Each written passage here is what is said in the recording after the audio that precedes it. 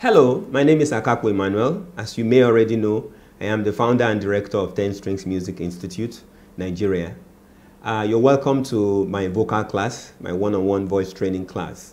And in this lesson, I'm going to be taking you on something very, very important. In fact, if you've been dreaming to be a great musician, this might be the most important first lesson you should have. In fact, a lot of people have concluded that music or singing is not for them, that they are not meant to be singing. I want to tell you that that is wrong. Everybody can sing. What we sing and how much we sing is what differs, but everybody can sing. So you need to first get that clear. I'm telling you that authoritatively because I have trained the worst of singers before. People that will join a choir, people will say, what is this person doing here? You shouldn't be in the choir, you're a bad singer. And I will say, let them be. With training, they will get better. And it has always worked. So that means the first step is to even believe, the first thing is to have the passion for it, to say, I really want to sing, I love it. And number two, to be willing to go through the training, the process of becoming a better singer. So without wasting time, let us look at the first most common problem that you find amongst new singers, and that is the problem of going off key. So when people try to sing and they go off key, they tell you that I am tone deaf. Maybe I'm not meant to be singing. That's not true. There is nobody that is tone deaf. Tone deaf means you cannot identify tone. But how are you able to speak without being able to identify tones? Tones are not just musical tones. Tones are in speeches, tones are in everyday sound that we make with our voice. If somebody say, hello, how are you? If you take the words away, you have tan tan tan tan tan. There are tones and the person is able to replicate it properly in speech. So if you're unable to do that in music now, it does not mean you are not, or you're tone deaf. It just means that you need to get your ears trained. So that's the first thing you need to know. You are not tone deaf. Nobody on earth is tone deaf except somebody who cannot hear and speak. So the first problem, going off key. Why do people go off key and what is the solution to it? The first reason why people go off key is lack of adequate musical exposure. So growing up, some kids were raised in very robust and great music background at home, in school, in the community, in the place of worship. Music was a huge part of their growing up and their experience. There are a lot of adults today that did not have that luxury. They didn't have that opportunity. There wasn't so much music in their growing up.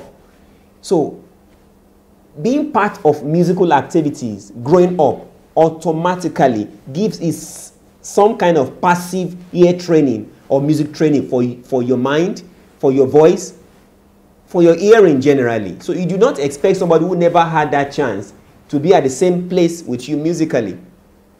So that's the first challenge.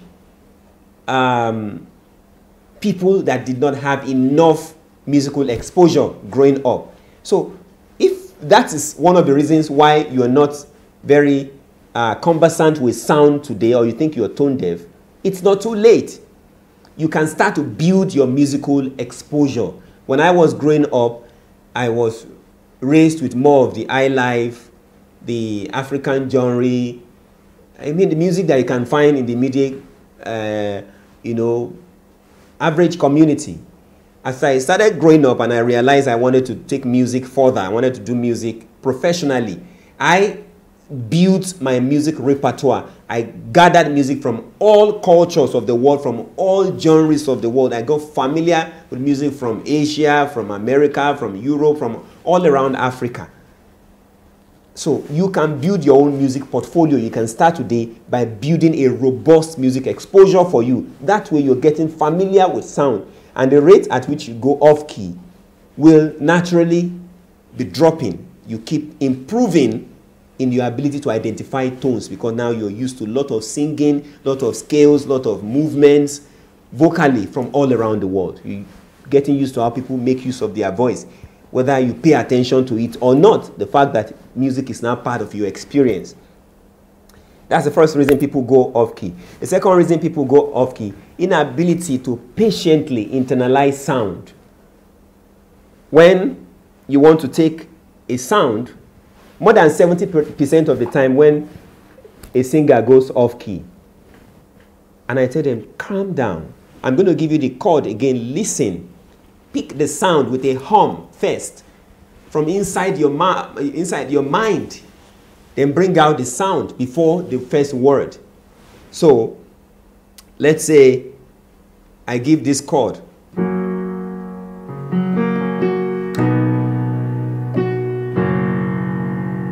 If you have issue with going off keys, you have issue with being stable on the key, the first thing you should do when you hear your home note, give it a hum. Establish it, internalize it. Don't be in a hurry. You're a new singer. Don't just discourage yourself by being in a hurry to sing.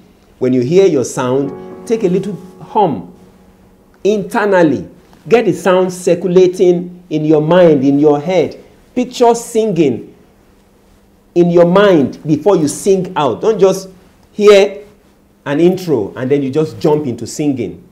As a new singing, you need to learn to first internalize your sound properly. Get it rolling and moving in your head. Then you now go ahead and sing it out. So if you are the kind of singer who is always in a hurry to voice out, you might go off key if you're new to singing. So you need to learn to internalize and process the sound.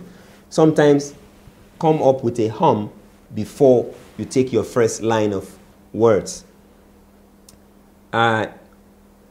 Then you have poor choice of key. A lot of people go off key because they are singing on the wrong key. Some people might not know what keys are, but in music there are about 12 keys that you can sing on. Any song you want to do, there are 12 different keys on which you can do them. Let me take the Happy Birthday song on 3 different keys, for instance, and maybe then ask myself, which is the best key to do this song? On 3 different keys, 3 out of the 12 key options we have. Then maybe ask myself, where is the best key for me to sing this song? Happy birthday to you. Happy birthday to you. Happy birthday, happy birthday. Happy birthday to you. Let me take it up a little bit. Happy birthday, happy birthday. Are we ready? Happy birthday to you. Happy birthday to you. Happy birthday, happy birthday. Happy birthday to you. Let me try another key. See? Happy birthday to you. Happy birthday to you. Happy birthday, happy birthday. Happy birthday to you. These are 3 different keys. The problem is if I sing on a key that is too low, naturally my voice will be trying to move upward, and that will be going off key by increasing. That is called, you are sharpening. You're increasing your key upward. You're not the one in control of it. Your voice is trying to avoid getting too low, to be naturally trying to climb up. And if I'm taking a key that is too high, my voice will want to be dropping the key by itself naturally, and then I'll be going flat. So that means the best key for you to use is that key that you are not struggling to sing too high, neither are you struggling to sing too low. Okay, so let's, based on my kind of voice now, so if we were to choose a key now, let's say it would be something here. Happy birthday to you. Happy birthday to you. Happy birthday, happy birthday. Happy birthday to you. I will say that's more appropriate for me because it's not too high, it's not too low. So the tendency of the voice trying to adjust itself naturally won't occur. So always make sure you have 12 different keys. Don't let any music director or producer force you into using a particular key. Some producers and directors are very lazy. They can only play on 1 or 2 keys. And everybody who works with them, they squeeze you into that box. It's important that you understand your voice, know where it functions.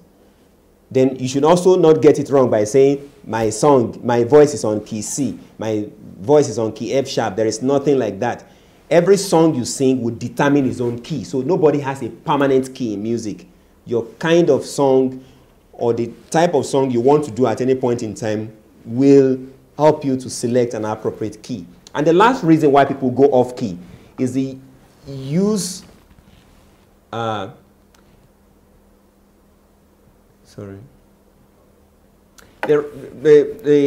last reason why people go off key is because of stage fright. Some people, when they get on stage, they are so shaky and afraid that they stop hearing the intro that is being given to them by the piano or by the instruments, and they sing on another key entirely because they are scared of the faces in front of them, or they have stage fright. So if your challenge is stage fright, I always tell people the solution to stage fright is by being on the stage as often as possible. Stage fright is taken care of, is dealt with on the stage. Find more opportunity to be on the stage. Raise up your hand in class, talk more, give more speeches in your friend's event. Be all out every time until it is shed out. So, these are 4 major reasons why people go off key.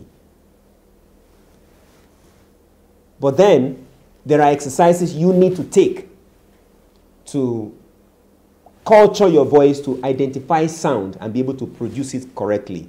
There are voice placing exercises. There are voice training exercises. That is why you might have to get a vocal coach.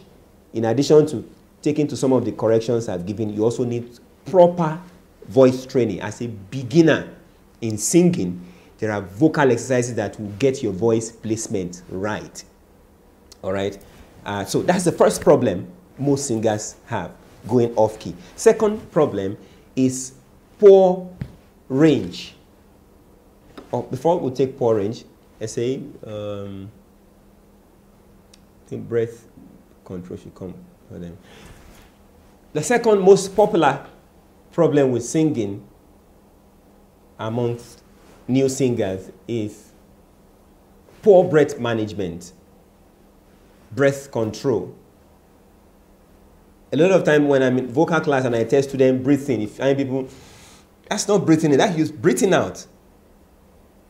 When you breathe in, there shouldn't be a collapse of your stomach or diaphragm. Your tummy shouldn't become flat. The first and most important indication that you are breathing in properly is that there is an inflation, there is an expansion of your stomach and chest area if you're breathing in properly. So if you want to breathe in properly, the correct way to do it is, if you want to take the beginning part of a yawn, for instance, let's say you want to yawn, you know how it feels. So you can increase the amount of breath you take by opening your mouth as well, not just nose. When we sing, the air that we take in through the nose reel is not enough. You need to support it by breathing through the mouth as well. So imagine you want to yawn, you go and there's an expansion at the chest, at the stomach area. Then you take your sound. So can you practice that? Right now, as you're watching me, you can keep one hand on your chest and the other one on your stomach and breathe in gradually. 1, 2, 3, go. Your hand should be coming forward, out, goes back in. Breathe in, out. So there's a descent when you breathe out. It's a very simple philosophy. When you pump in air into something, it should get expanded. When you take air from it, it should be deflated. So that is the first check when you're breathing, and I told you how to achieve that. Like you want to yawn, you open up your diaphragm, taking enough air until your stomach is filled up. Unlike when we're breathing in normally, just taking air, take it out as you're talking and breathe. For singing, you fill up your lungs with air until you cannot expand anymore. So your stomach and your chest should widen up as much as it can go. And then you now take your sound. When you take your sound, you don't consciously breathe out. You just now sing. Let's say I've breathed in properly and I want to take a sound. See?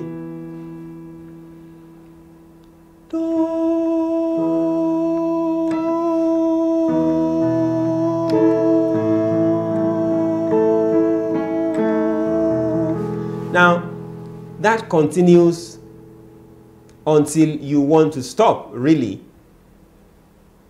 In singing, you breathe in at major punctuation marks like full stop, commas, and all that. You don't breathe in between a sentence that has no punctuation in between. You're going to spoil the flow of that. And that is the importance of breath management and breath control. When you take in your sound, you hold on to it, not with so much struggle. You just take your sound, keep that expansion. It's like when someone says, have you eaten? Do you need more? You say, no, I am filled up. And you want to pump out your stomach to show that you are filled up. You know how you keep your tummy out until you really want to bring it back. So if you breathe it in properly, there's an expansion. Your goal is to keep that expansion there. How it will come back down is not your own problem. Just continue to do your singing. And as you're singing, you're letting out air. The deflation will occur naturally. That's the natural process to breathe. So how do you train yourself to get great breath support, breath control, breath management? You can take in full breath and then now take notes of different lengths. Let's say you want to start with 10 counts. You first take in a sound, take in air, and then take a sound. Let's say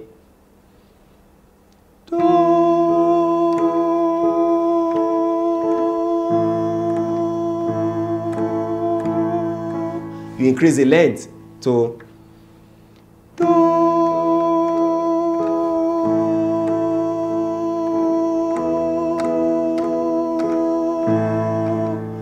take it again, take it to 12 count, 15 count, 20 count, and you strengthen your breathing exercise by doing that until sometime you can get to 40, 50 count with one breath. Another way to strengthen your breath practice is to get a balloon, the balloon used for decoration, and discipline yourself to blow it to the largest you can get to with one breath. So you keep blowing, you keep pumping air into it just with one breath that you've taken. The bigger the balloon can get to, the stronger your breath. So it's one of the best ways to train yourself in breath control. You just take in full breath, then you start pumping into the balloon with one breath and make it consistent. You can also take a long walk, and as you're walking, you discipline yourself, telling yourself, I'm going to take the next 10 counts on one breath. I'm going to take the next 20 steps on one breath. That way, you're strengthening your breath control and breath support. And number 3, problem that most singers are faced with is poor range. Poor range. Say, I want to be able to sing deeper notes. I want to be able to sing higher notes. My range is so shallow. A lot of people have challenges with this. How do you deal with it? Now, the first question you need to ask yourself, or the first thing you need to correct, is that how beautiful you sound is not about how far you can sing up there or how deep you can sing. It's not about range. Great singing is not really about how high you can climb. It's about how rich, how matured, how efficient your tones are, whether mid-range, high, or low. So don't condemn your singing right now because you can't sing really, really high notes. Not everybody should be singing very, very high notes. So what do you do to improve your range if genuinely you think that your range is not good enough? The first step to being able to sing higher notes or lower note is to even understand your range first. First dictate what is your current range. How far can you go? How low can you go? It's simple to get. It's simple to check. Get in front of a piano. You don't need to learn you don't need to know how to play the piano to do that. And pick a note randomly, go up and come down. Let's say I pick do, do. Let me climb up.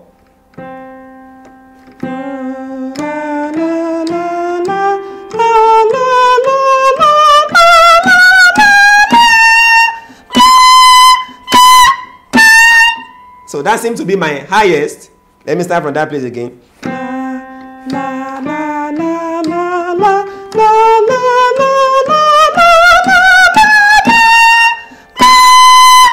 That seems to be the highest I can go. That is my B. 2 B's are both middle C. That's my highest.